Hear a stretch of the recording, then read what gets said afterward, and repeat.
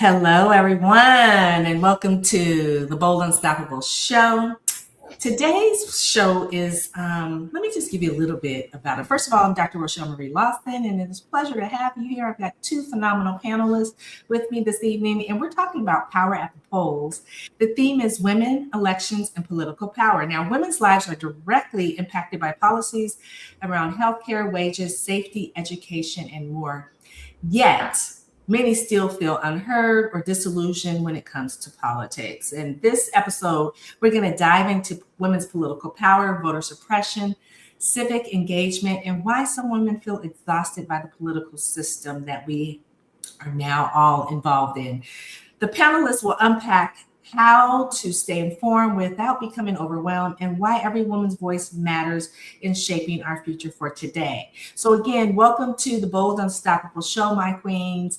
It is my honor and my pleasure to welcome you here unapologetically, because we talk about truth. There's no rights, there's no wrongs, there's difference of opinions, but when it comes down to it, it's women supporting women as we travel, as I say, like down our path to bliss. And I'm just going to say, laws are being passed about, I know here in the United States, about our bodies, our children, education, our safety, our paychecks, our healthcare, and our communities. And if we're not paying attention, we will wake up one day wondering how we lost so much ground when so many women before us died for us to have the right to do the things that we're able to still do today. But here's the thing. I want you all to know, women are not powerless. We're voters, we're organizers, we're leaders, we're influencers at the kitchen table, in the boardrooms, in the classroom, and at the ballot box. And we need to hold on tight to that. Today's conversation, Power at the Polls, is not about storytelling. And it's not for those to share about who they voted for and why they voted for that person. It's about reminding you that your voice, your vote, and your presence matters more than ever, particularly in this day and age that we're living. So if you've ever felt like politics is dirty, exhausting, or pointless, I hear you. But I also need you to hear this. Policies shape lives, and the policies that are being implemented and rolled out will have an impact on women's lives around the globe. And so as we women begin to engage in this conversation, we might keep it a little real, it might be a little raw, and it might be a little rough, but that's just how we're going to roll today. And so I have the pleasure of having two phenomenal guests, and I'm going to let Nina introduce herself first. Hi there, my name is Nina Thiara, and oh God, here we go again. I am a personal growth coach, and I support women from overfunctioning in relationships and help them reconnect to themselves so they can start living life on their terms. I love it. Well, welcome, Nina, to the Thank show. you. And we have the fabulous Miss Ann. Thank you. My name is Ann Mitchell. I am an attorney. I am a law professor and law dean emeritus. And since January of last year, my main thing that I have been doing is dispelling all of not all, but the misinformation, especially on social media, that is going on in terms of what is going on in our court system with this administration, because the misinformation that's out there, and it serves lots of different people and lots of different organizations, it's got people just so scared and confused, and the reality, the facts and the truth may still be pretty bad, but they're not nearly as bad as what they want you to believe. And the reason for that is a confused populace is a weak populace. Yes, An ma'am. informed populace is a strong populace, and that is what we need to be. I love it. And so Nina is from British Columbia. That's In right. Canada. And Anne, where are you? I'm from New York City, but I'm in beautiful Boulder, Colorado, where I've lived for the last almost 20 years. Okay, so we're very diverse. I'm in South Central Texas, in between San Antonio and Austin right now. So ladies, let's jump into this beautiful, eye-opening conversation. So here's a question I have for you. Let me rephrase it, because I want to rephrase it a little bit. When did you first realize that politics directly affected your life as a woman? And what was the issue that opened up your eyes to this? And Nina, we'll go ahead and start with you. When did you first realize that politics actually affect you as a woman? I think in my own awakening journey, I've had a deep rooted journey where I was very emotionally suppressed as a woman. I lived most of my life in overwhelm, chaos. I didn't even know who I was. So when I connected to myself and really honed in emotionally who I was and started feeling my emotions and started connecting to myself, that's when all the external stuff I really started seeing it. Right. And that's where all the awareness started coming for me. Right. And can you touch back on that, the question again? Yeah, so the question is, when did you first realize that politics directly affected your life as a woman? And then the second part of the question is, what was the issue that opens your eyes to this reality? I think for me, as I mentioned before, Michelle, was me waking up to who I really was. And that's when with my own awakening, that was a 19-year journey of healing where I had so many health issues. And that being said, I started connecting to myself, having boundaries for myself, knowing how to process, feel my emotions, having boundaries. And that's when I saw all the chaos that was outside. And that was a direct reflection to me that I need to stay rooted in myself. The chaos is going to continue. Right. What about you, Anne, with regards to that question? Well, I'm old enough that I remember when Roe was handed down. And so that certainly, it also happened to be the same year. And boy, this is really personal, but um, I was 15. I've been finding my own way since the age of 11, finding places to live. So I was 15 and I was living with a friend. And I decided that I was going to go and get an IUD at age 15. And I had to lie, even I wasn't even doing anything yet, but I just wanted to be really prepared. And I had to lie because of the policies that were in place at the clinic, and those policies were mandated by the feds. And I had to lie about my age, even though I was doing what I thought was the most responsible thing a 15-year-old could do, which is to Right. get protection before you ever need it. And that was the same year that Roe was handed down. So I think those two things together made me realize like politics leads to legislation, and legislation can actually tell me what I can and can't do with my own body. Yeah, I can relate to a similar story like you, and I think I went to, and I think they're still around in California because I'm a Californian, but I went to Planned Parenthood just like you, doing the responsible thing. And again, I was 15. Oh, Uh, wow. yeah, 15 in the 11th grade, had a boyfriend and just trying to be prepared, right? And I actually had to lie about my age. And I had to say I was 16. Same here. Yeah. And I was able to get my little prescription of birth control pills, $1 a pack. But it was really interesting because at that same visit, the nurse practitioner, bless her heart, gave me a handful of condoms, like a brown paper bag full of condoms, and said, "Oh, hand these out to your boyfriend, your friend, your guy friends, or whatever." And I'm like, and it just kind of was like, okay, I didn't lie to get my stuff, but yet you're giving me stuff to give out to boys.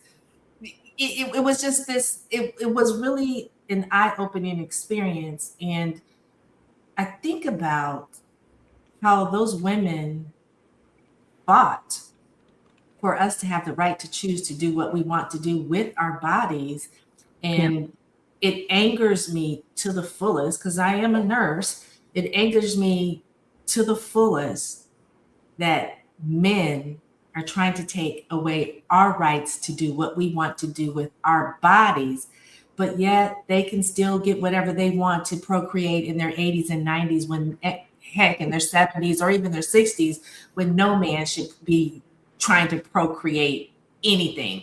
And so it's a very how can I say, gets me all fired up when, I hear a man on television talking about taking away women's rights, and not even just the women's rights to do with our bodies, but just taking away our rights, period. Strategically, little by little by little by little. And so I think it's powerful that we have these dialogues and conversations about this, because I think now more than ever is a time for women to unite as a gender, and never mind the political back and forth, but as a gender, because if we don't, what women died for us to have will be taken away from us, and it'd be such a disgrace to those women that lost their lives, that allowed us to have some of the rights that we have. So, ladies, okay, my next question is, a lot of women feel burned out about politics right now. What do you say to those who feel like their vote or their voice doesn't even matter? And let's go with you, Anne. Let's start with you first.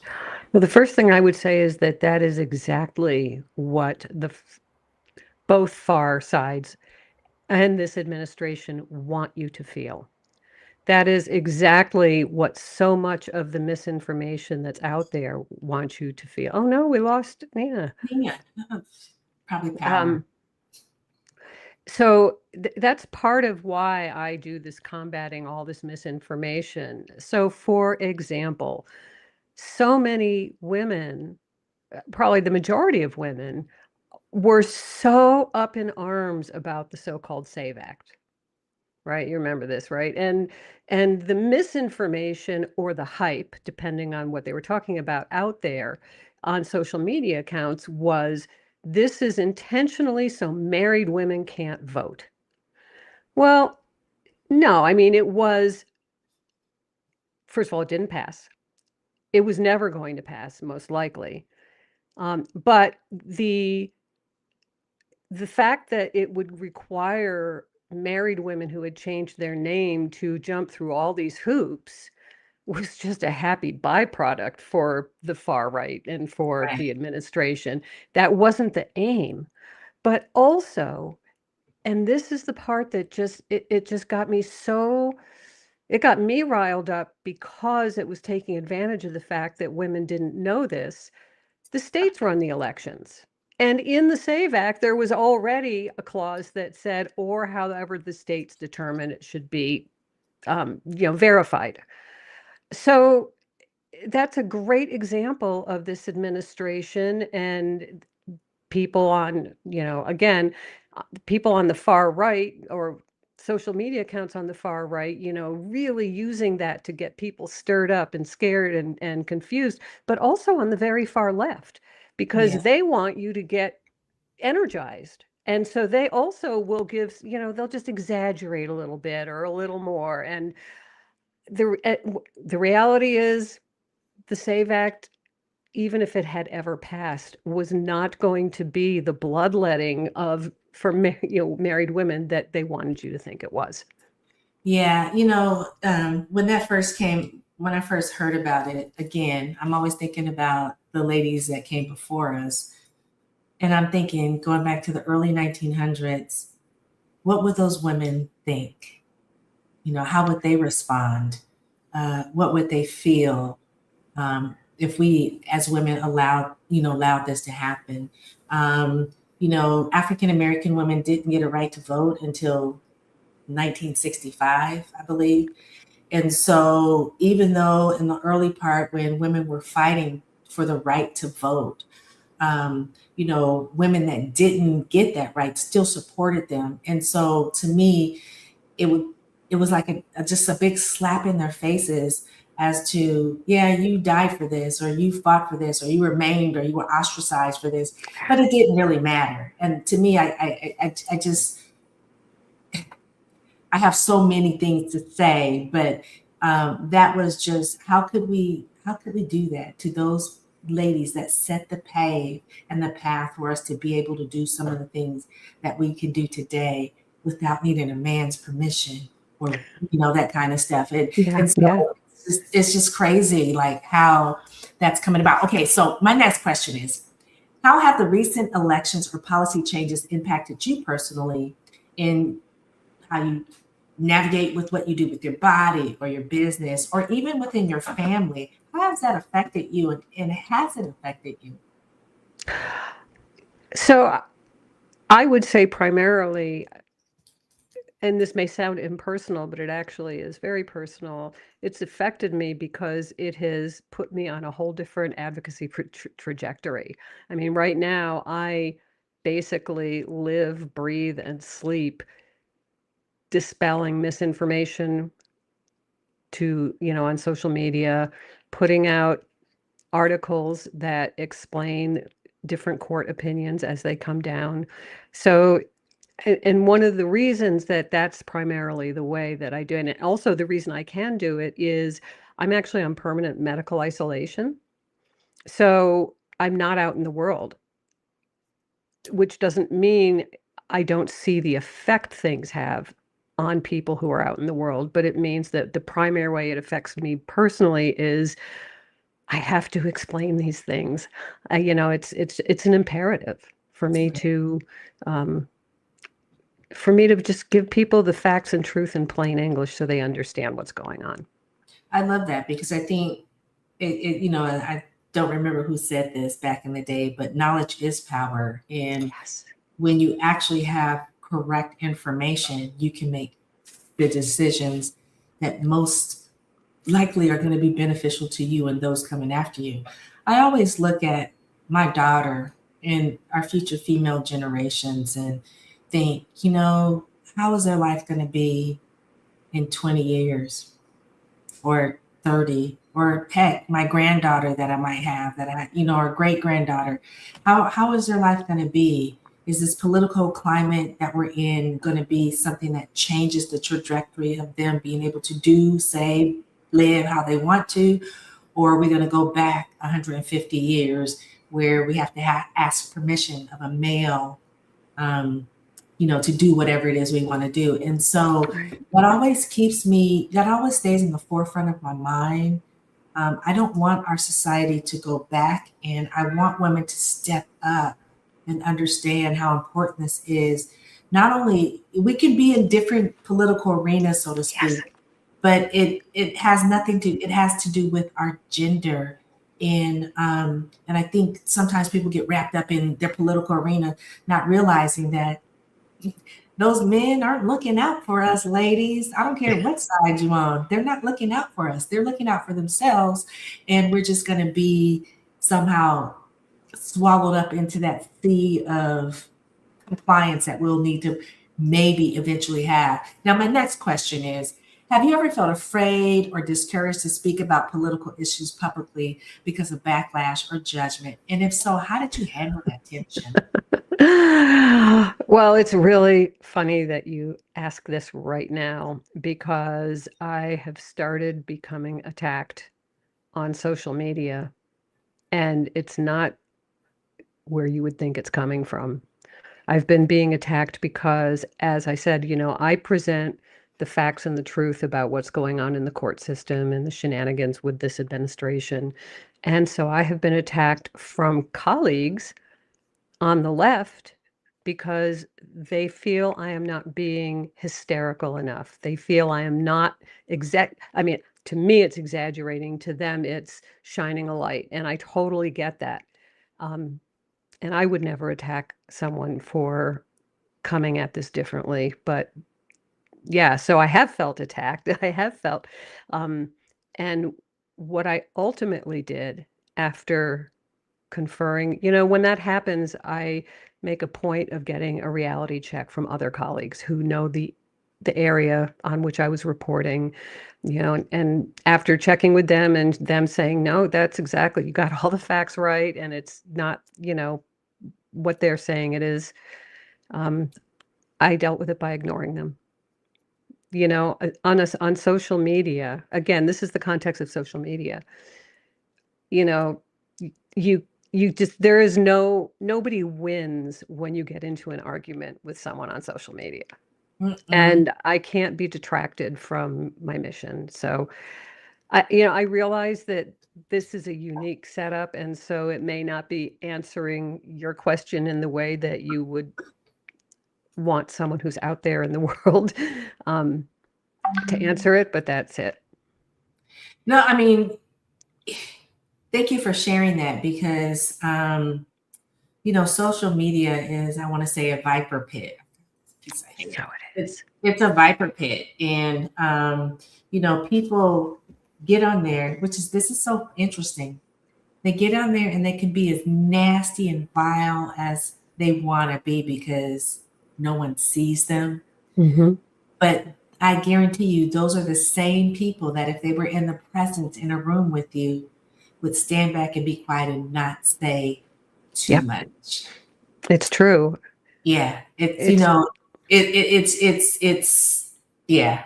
And so it becomes very interesting when I see people attack someone, and they feel they can because they're basically untouchable. You know what I mean? Right. They may not even be who they present themselves to be in their social media account.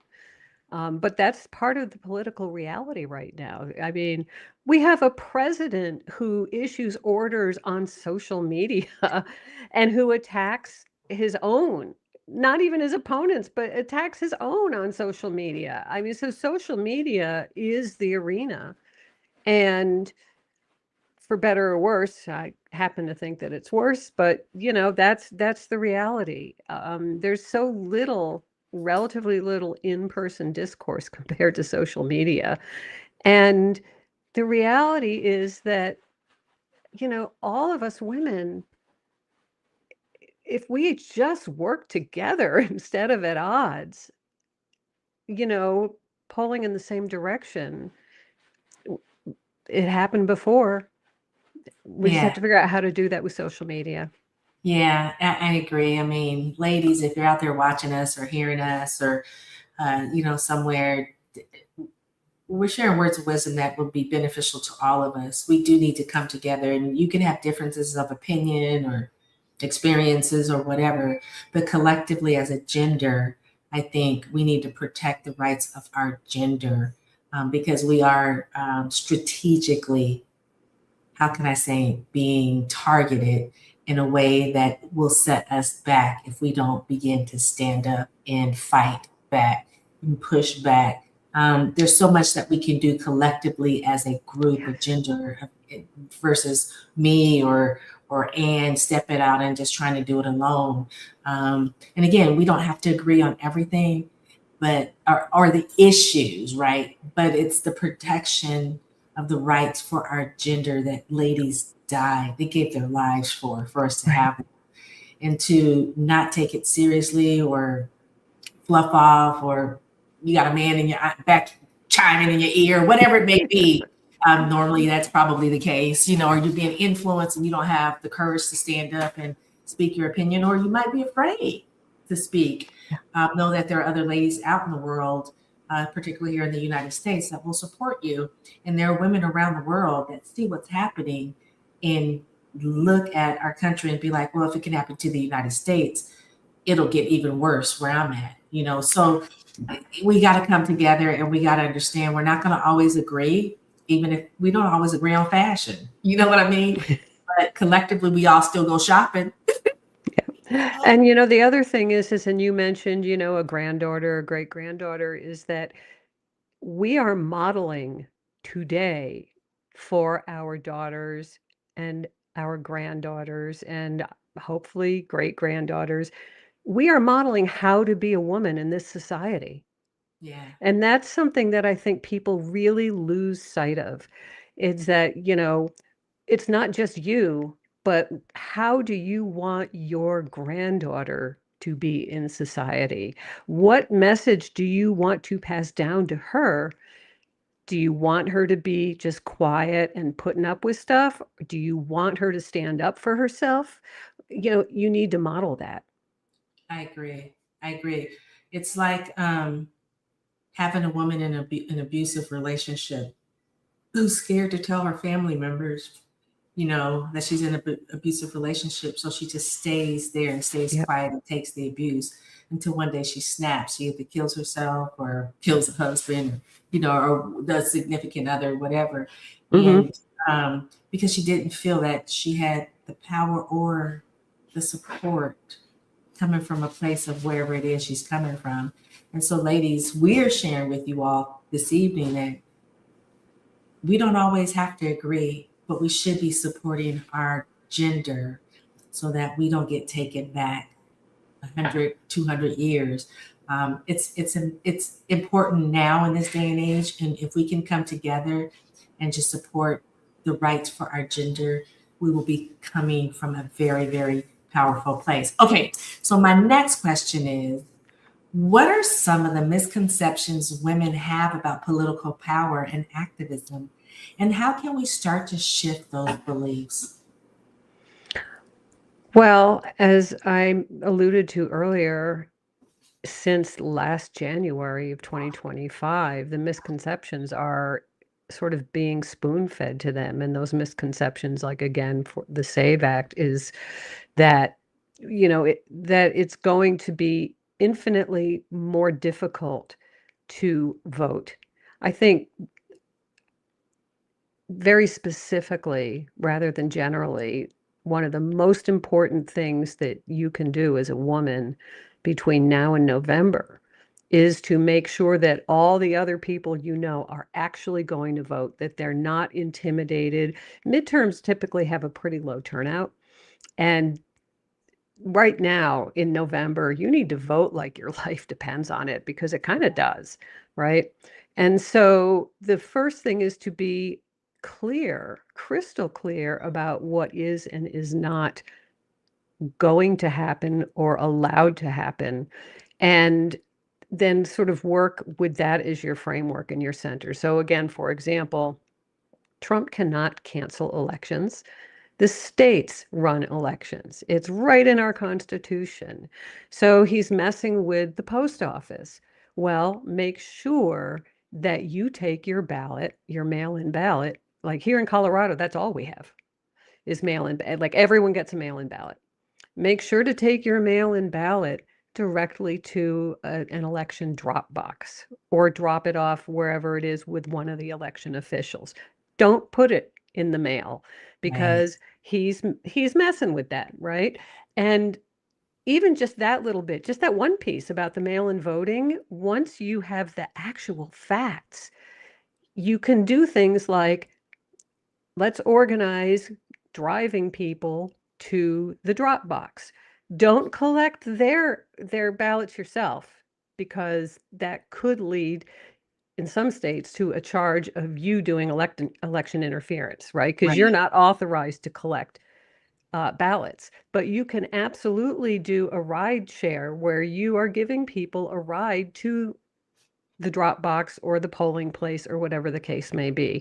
And so that's like a real concrete thing that you can do to support other women and to make sure that the vote is turned out. So I think, to broaden that, the answer that I would give to that question is empower yourself with facts, and then you can empower other women with those same facts. I love it. And hopefully you're not getting all your facts from somebody's opinion on social media. You're actually digging, you're actually investigating and digging deep and diving into, is this for real or is this somebody's opinion? Mhm. And so, yeah, I love, love, love that. And I love the ideal of, doing the ride share. There's elderly ladies, there's ladies with medical conditions, things of that nature.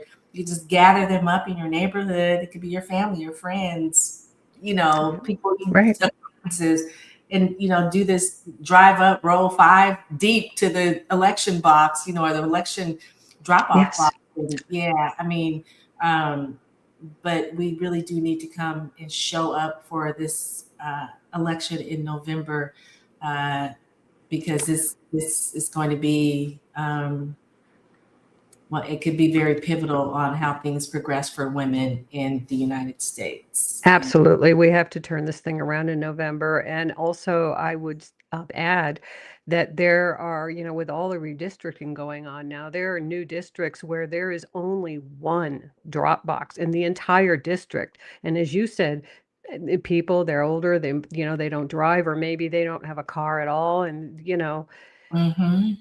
it is disproportionately the lower half in terms of, the poor. It's the Right. working poor Right.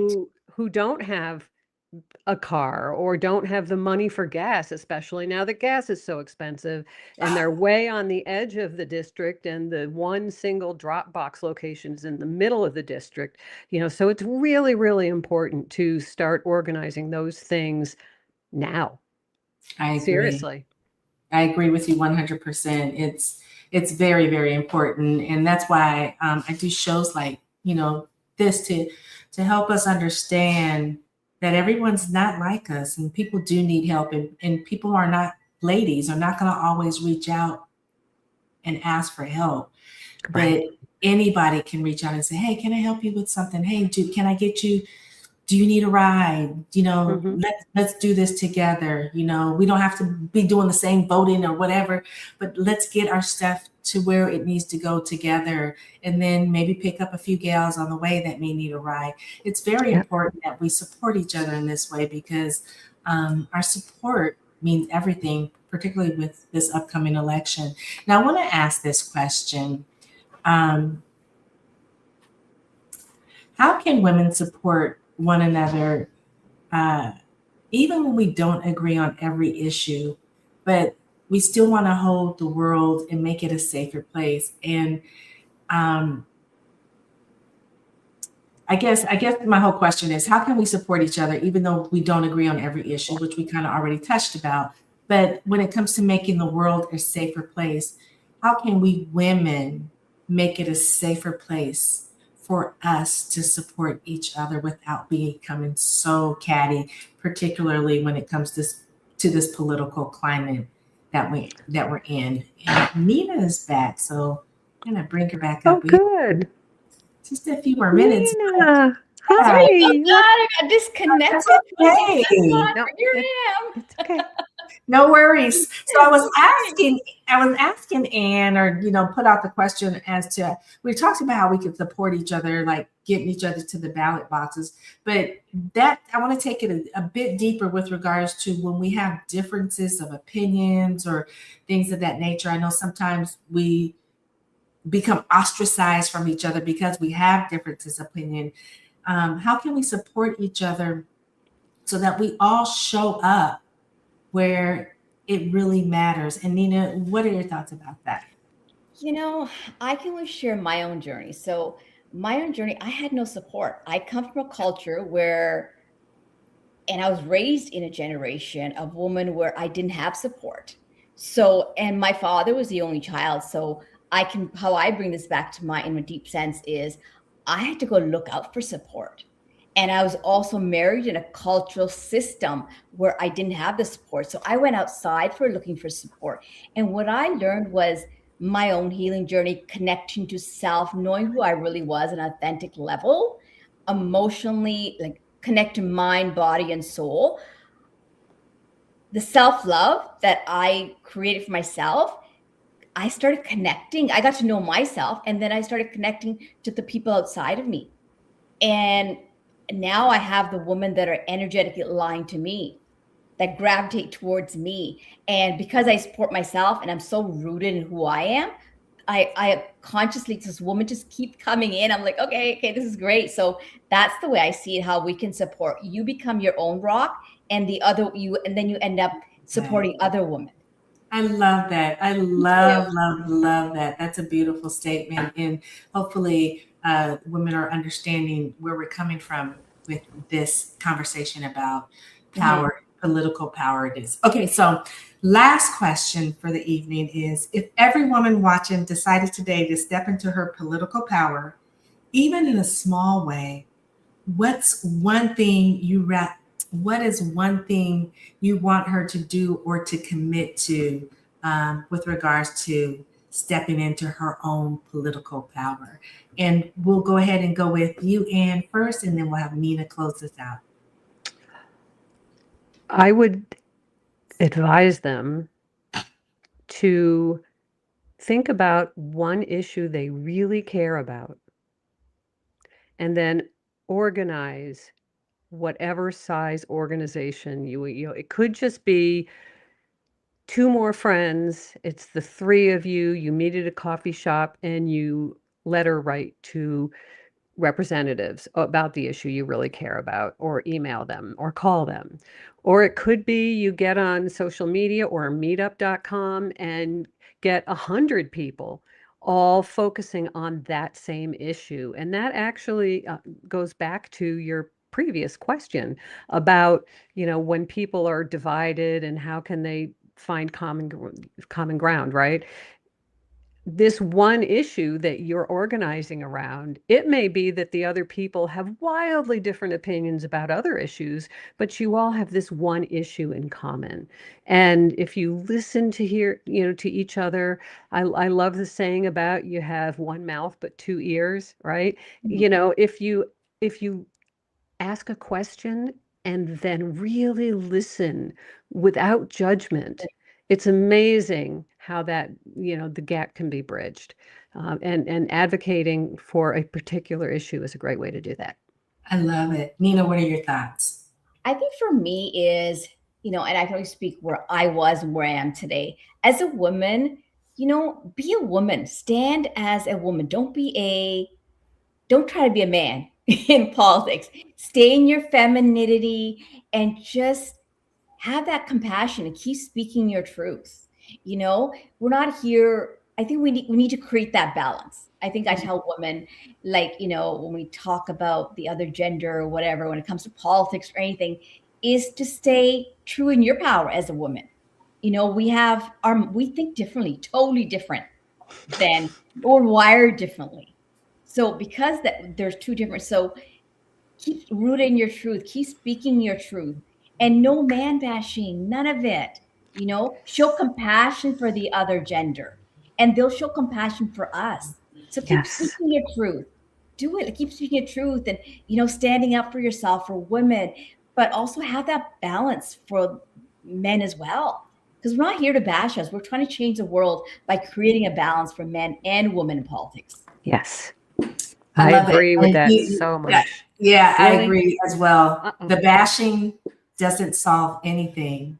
It just actually makes us become further separated. Frustrates us. It frustrates. Yeah. And so Yeah. love it. Love it. Great, great, great words of wisdom, Nina.